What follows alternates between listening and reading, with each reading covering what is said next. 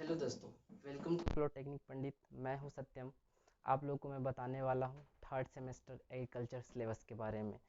Mostly क्या होता है, सबको कुछ लोगों को सिलेबस के बारे में पूरा आधा अधूरा ज्ञान होता है, तो उसको हम डीपली समझेंगे। सबसे पहले सिलेबस क्या है, क्योंकि किसी भी बुक को पढ़ने से पहले हमको सिलेबस जानना होता है। तो चलिए सबसे पहले हम सिलेबस देख लेते हैं कि सिलेबस में मोस्टली होता क्या है और कैसे हम सिलेबस में नंबर वाइज को स्टडी करते हैं। तो मोस्टली क्या है कि ये एस जैसे देख रहे हैं, टेक्निकल बोर्ड ऑफ एजुकेशन का ये सिलेबस है। इस सिलेबस में एग्रीकल्चर का थर्ड सेमेस्टर का सिलेबस है आपके सामने है, जिसमें हमें कुल 5 पेपर पढ़ना होता है। जो कि पहला है आपका अप्लाइड मैथमेटिक्स, जिसमें नॉर्मली 11th 12th जो हम लोग पढ़ के आते हैं वही मोस्टली अप्लाइड मैथमेटिक्स में पढ़ाया जाता है।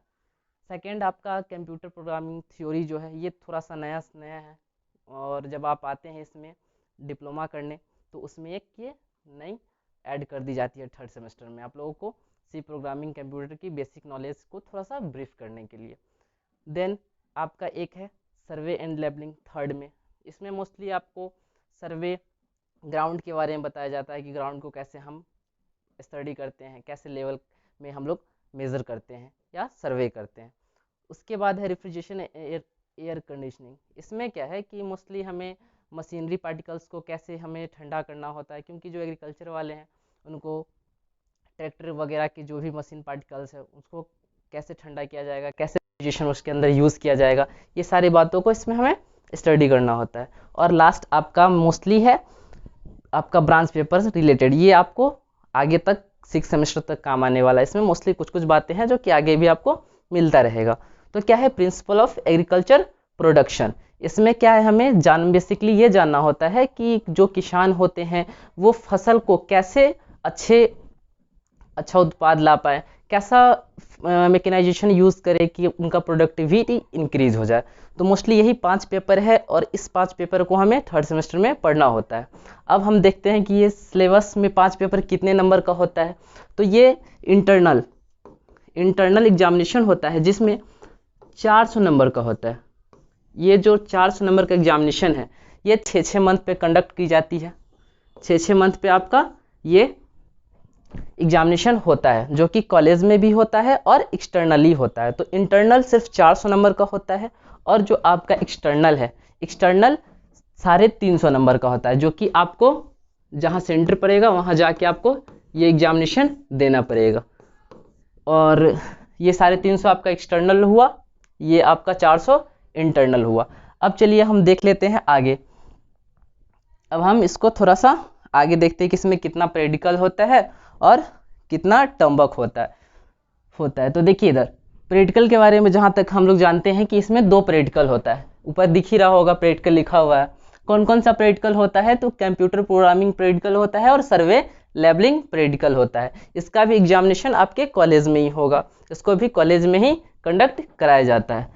अब क्या है लास्टली आपका टर्म वर्क। ये जब आप दे के आइएगा क्या, इसमें मोस्टली आपको पेपर वगैरह जो है लिखना पड़ेगा, एक थ्योरी टाइप का कॉपी वगैरह में उसको लिख के बना के कॉलेज में ही सबमिट करना होता है। तो ये जो आपका term work refrigeration air conditioning term work refrigeration air जो है आपका हाँ, तो ये जो है refrigeration and air conditioning term work, इसमें क्या है कि आपको एक कॉपी बनाना होता है और उसको कॉलेज में कुछ सर्टेन टाइम के बाद आपको सबमिट करना होता है। उसी 6 मंथ के अंदर जो एग्जामिनेशन कंडक्ट करवाया जाएगा उसी में, ठीक है। तो उसी में आपको इसका और इसका मतलब ये तीनों का आपको बनाना पड़ेगा कॉपी और सबमिट करना पड़ेगा, ये तीनों का जो आप देख रहे हैं यहाँ पे, ठीक है। इसके बाद आपका क्या है, टर्म वर्क है। तो ये तो आपको प्रैक्टिकल टर्म वर्क और प्रैक्टिकल के बारे में बता दिए। अब चलिए आपको हम ले चलते हैं थोड़ा सा सिलेबस की तरफ कि आखिर सिलेबस में जो पहला था आपका अप्लाइड मैथमेटिक्स, उसके अंदर हमें क्या क्या पढ़ना होता है।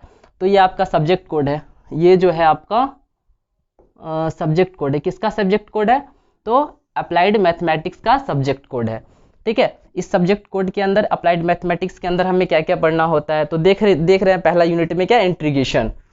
वही जो आप 12th में मोस्टली पढ़ के आते हैं वही इंटीग्रेशन है। जो 12th वाले हैं वो अच्छी तरह जानते हैं, लेकिन जो 10th करके हैं उनके लिए थोड़ा सा नया हो सकता है, ठीक है।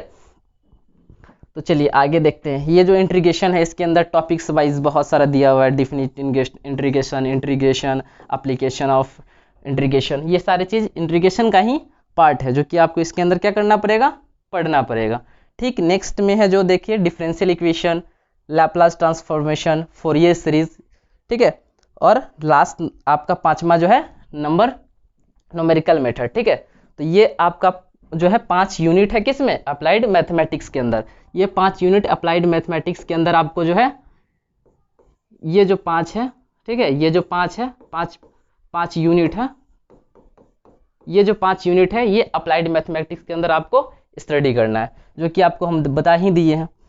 अब जो है सेकेंड वाला जो है आपका, ठीक है, सेकेंड वाला जो आपका पेपर है, ठीक है, उसको दिखाते हैं। हाँ, एक चीज़, सेकेंड वाला पेपर दिखाने से पहले आपको थोड़ा सा बुक भी प्रीफर कर देते हैं कि अगर आप, बहुत लोग हो सकता है कि बुक लेने के बारे में सोच रहे होंगे सर कौन सा बुक वगैरह ले ले, तो बुक वगैरह लेने के लिए आपके पास बहुत सारे देख रहे हैं जिनका जो रिकमेंडेड बुक है उनका भी नाम दिया है और पब्लिकेशन का भी नाम दिया हुआ है। तो इसमें से आपको जो सा बुक अच्छा लगे, जिस पब्लिकेशन का लगे, आप परचेज कर सकते हैं या लाइब्रेरी से ले सकते हैं, ये आपके ऊपर है, ठीक है।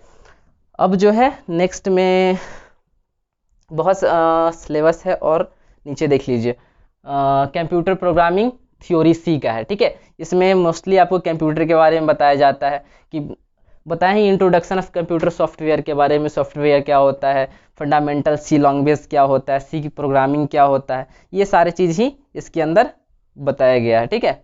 आपका सेकेंड वाला जो पेपर था सी प्रोग्रामिंग, ठीक है, अरे क्या होता है, पॉइंटर क्या होता है, ठीक है, ये सारी चीज़ इसके अंदर, ये सब सिर्फ अरे पॉइंटर ये सब जो है थ्योरिकल है, ठीक है, थोड़ा बहुत समझिएगा हो गया, ठीक है। पॉइंटर अरे देख ही लिए आप लोग, स्ट्रक्चर ऑफ यूनियन, तो ये सारी चीज़ जो है इसके अंदर। फिर इसमें आप लोग जो बुक लेना चाहते हैं वो भी है, देख सकते हैं इधर इधर लिखा हुआ है कि जो सा बुक आपको जो पब्लिकेशन का अच्छा लगता है उसमें आप ले सकते हैं। आपके पास यहाँ है सिलेबस के अंदर, सिलेबस पे ही सारा कुछ लिखा होता है कि आपको कौन सा बुक लेना है, ये आपके ऊपर लिखा हुआ है, ठीक है। आप प्रीफर किया गया, आपको जो अच्छा लगे आप परचेज कर सकते हैं। नेक्स्ट आपका जो तीसरा पेपर है सर्वे लेबलिंग, तीसरा पेपर जो है आपका कौन सा पेपर है, सर्वे लेबलिंग पेपर है, ठीक है। तीसरा जो पेपर है, तीसरा पेपर वो सर्वे लेबलिंग है। सर्वे लेबलिंग के अंदर आप क्या क्या पढ़ सकते हैं, तो देख रहे हैं इंट्रोडक्शन में यहाँ दिखाया गया है कि आप क्या क्या पढ़ सकते हैं। तो चलिए हम दिखा देते हैं इंट्रोडक्शन में क्या क्या पढ़ना है। पहला तो इंट्रोडक्शन पढ़ना है सर्वे लेबलिंग के अंदर। सेकेंड है जो है लीनियर लीनियर मेजरमेंट, ठीक है, लीनियर मेजरमेंट इसके सेकेंड के अंदर पढ़ना है। फिर चैनिंग, ठीक है, चैनिंग क्या होता है, उसके बाद चैनिंग सर्वेइंग क्या होता है, ये सर्वे के अंदर, ठीक है, क्योंकि एग्रीकल्चर वाले को मोस्टली इसलिए पढ़ना होता है कि हो सकता है आप फील्ड ऑपरेशन में जाएं, कभी आपको फील्ड का क्या करना पड़े, मेजरमेंट करना पड़े कि हाँ कितने फील्ड में मेरा जो प्रोडक्शन होगा कितना होगा, तो ये सब बेसिकली इसके लिए ज़रूरी होता है, ठीक है। तो जो कि आपको यहाँ सर्वे ऑफ लेबलिंग के अंदर आपको मोस्टली सारा कुछ थर्ड सेमेस्टर में बता दिया जाएगा। लेबलिंग वगैरह ये सारा कुछ देख रहे हैं, ठीक है, लेबलिंग, प्लानिंग, ठीक है, थ्योरेटिकल सर्वे, जो मतलब मोस्टली बातें हैं वो थर्ड सेमेस्टर में आपको बता दी जाएगी लेबलिंग, सर्वे एंड लेबलिंग के अंदर, ठीक है। और आपका क्या है लास्ट वाला, रेफ्रिजरेशन एंड एयर कंडीशन, ठीक है, लास्ट वाला नहीं है, मतलब चौथा है, चौथा पेपर आपका, fourth paper, refrigeration and air conditioning.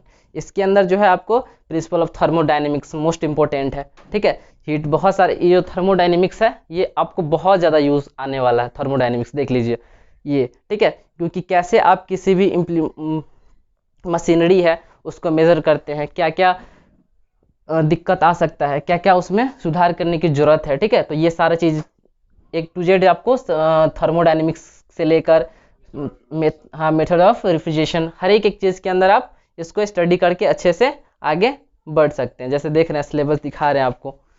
और आपका जो आखिरी और लास्ट वाला जो है ये देखिए आपका आया ब्रांच वाला, प्रिंसिपल ऑफ एग्रीकल्चर प्रोडक्शन। इसको देख के थोड़ा सा फील आ रहा होगा कि हाँ अब कुछ मिला, ब्रांच का कुछ मिला, मतलब कुछ पढ़ने को आगे समझ में आया। तो ये है जो है प्रिंसिपल ऑफ एग्रीकल्चर प्रोडक्शन। इसके अंदर आपको मतलब मिट्टी से लेकर और फसल तक हर एक चीज़ को बता दिया जाएगा कि कौन सा फसल हम कौन से मिट्टी पे कर सकते हैं, मिट्टी का क्वालिटी क्या होना चाहिए, हमारा फसल का क्वालिटी क्या होना चाहिए, हमारा फसल कैसे ग्रो करेगा, हमारे फसल का टाइम ड्यूरेशन क्या होगा, ठीक है, जब हम सिंचाई करेंगे तो हमारे फसल का सिंचाई क्या होगा, हम अपने फसल को कब काटेंगे, कब हार्वेस्ट करेंगे। तो ये सारा चीज़ मोस्टली ये जो देख रहे हैं प्रिंसिपल ऑफ एग्रीकल्चर प्रोडक्शन, इसके अंदर जो है आपको पढ़ा दिया जाएगा, बता दिया जाएगा। ठीक है, तो ये पेपर बहुत ज़्यादा अच्छा है, इसको बड़ी ध्यान से पढ़िएगा। ठीक है, बहुत मज़ा आएगा। जैसे कि देख रहे हैं इंट्रोडक्शन में ही क्या लिखा है, introduction idea about agriculture engineering, मतलब पहला तो आपको आइडिया देगा कि एग्रीकल्चर इंजीनियर आखिर होता क्या है, क्योंकि अब जो बच्चे लोग आते हैं शुरू शुरू में उनको पता ही नहीं होता है कि भाई एग्रीकल्चर इंजीनियर होते क्या हैं। तो सबसे पहले एग्रीकल्चर इंजीनियर के बारे में जानना है कि एग्रीकल्चर इंजीनियरिंग क्या होता है।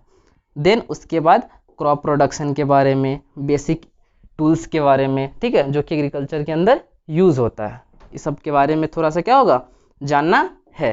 धीरे धीरे करके आप ये सारी चीज़ को स्टडी करते जाइएगा। जैसे देखिए हम बताए थे ना सॉइल वगैरह के बारे में कि मिट्टी को कैसे हम स्टडी करते हैं। ठीक है, जैसे देखिए सॉइल के बारे में बताए हैं कि मिट्टी को कैसे स्टडी करेंगे, जैसे क्लासिफिकेशन ऑफ सॉइल। ठीक है, मिट्टी को बताया ना, मिट्टी के बारे में सब कुछ जो है, तो मिट्टी, सॉइल, कंपोजिशन, मटेरियल, आइडिया, हर एक चीज़, मिट्टी से लेके फसल से लेके प्रोडक्शन से लेके हार्वेस्टिंग तक एक एक चीज़ ब्रीफली इस पेपर में जो है बताया जाएगा। और ये पेपर जो है मोस्ट इम्पोर्टेंट है, ये पेपर जो है आपका मोस्ट इम्पोर्टेंट है, क्योंकि ये आपको 6 सेमेस्टर तक, 6 सेम तक काम आने वाला है। ये जो है 6 सेम तक, मतलब इसमें से हर एक चीज़ मिलता जुलता आपको 6 सेम तक आता ही रहेगा। तो 6 सेम तक आएगा, तो इसको थोड़ा सा ब्रीफली स्टडी कीजिएगा, थोड़ा सा ध्यान देकर पढ़िएगा। ठीक है, तो यही जो है आपका लास्टली ख़त्म होता है। ठीक है, आपका यहीं पे जो है ख़त्म होता है। 5वां पेपर आपका यही था, देख लीजिए, आपको सारा यूनिट बाय यूनिट करके दिखा दे रहे हैं। लास्टली आपका यहाँ तक आपका जो है यूनिट ख़त्म हो जाता है, 6 यूनिट है। ठीक है, यहाँ पे 6 यूनिट आपका जो है ख़त्म होता है, 6 यूनिट की कहानी यहाँ पे द एंड होता है। उसके बाद जो है आप बुक लेना चाहते हैं अगर इसका, तो यहाँ पे बहुत सारे हैं, देख सकते हैं, SS सिंह का है, चंद्रा का है, उसके बाद डॉक्टर रॉ का है, सबका अपना अपना मतलब पब्लिकेशन है, नया नया ICR का भी पब्लिकेशन का है, देख रहे हैं यहाँ पे। तो मोस्टली हर एक चीज़ का दिया हुआ है, अपना कर सकते हैं। तो ये रहा आपका सिलेबस। तो आशा करते हैं कि अच्छा लगा होगा वीडियो। अच्छा लगा है तो लाइक, शेयर एंड सब्सक्राइब तो पता ही करना है। ठीक है, थैंक यू।